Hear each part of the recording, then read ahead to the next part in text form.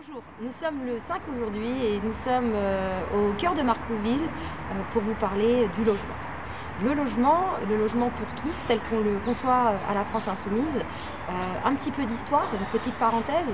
Au début du XXe siècle ont été créées des habitations bon marché par une politique qui avait le désir et l'envie de loger un grand nombre d'habitants, quel que soit leur revenu.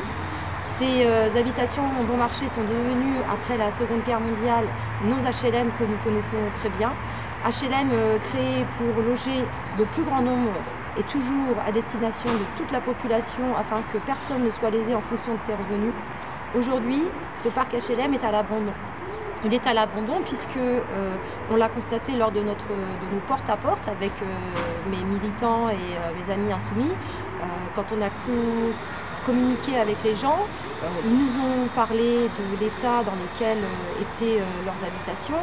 Ils nous ont également expliqué que malgré des travaux de rénovation mal effectués pour le coup, il y a eu par exemple sur Persan des changements de fenêtres.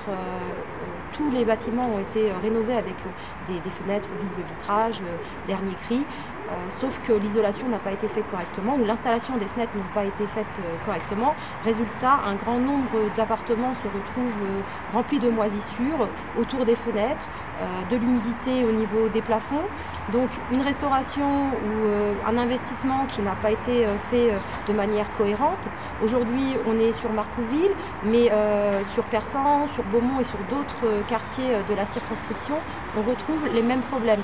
Des problèmes liés aux rats, tout simplement, présents dans les caves, présents parfois dans les parties communes, les insectes, les cafards, des problèmes aussi de lien social, puisque dans la plupart de ces résidences, on trouve très peu de parcs pour les enfants, très peu de bancs ou de lieux où les habitants peuvent se retrouver et échanger et donc créer du lien, apprendre à se connaître. C'est aussi une façon comment dire, c'est une façon de s'ouvrir aux autres et c'est une façon de comprendre l'autre et c'est aussi, je pense, la meilleure manière de lutter contre l'insécurité dans les quartiers dits populaires. Puisque l'insécurité, elle vient de l'ignorance qu'on a de l'autre. La sécurité, elle vient aussi de l'image négative que peuvent avoir les gens qui ne vivent pas ces quartiers. Ce sont des quartiers avec des gens pleins de qualité, des gens pleins d'humanité. Pour avoir échangé avec eux, ils m'ont parfois énormément touchée quand ils m'ont raconté leur vie, leur histoire. C'est des personnes pour qui on a envie de se battre. C'est des personnes qui pensent à leurs enfants, ce sont des personnes qui pensent aussi à leurs voisins. Quand ils nous ont raconté leur histoire, ils nous ont aussi raconté l'histoire de leurs proches, de leurs voisins. Ce ne sont pas des personnes qui vivent de manière individuelle et il est important de renforcer du coup ce lien social puisqu'il faut que les personnes puissent se rencontrer. Donc on est là sur la place centrale de Marcouville face à la maison de quartier.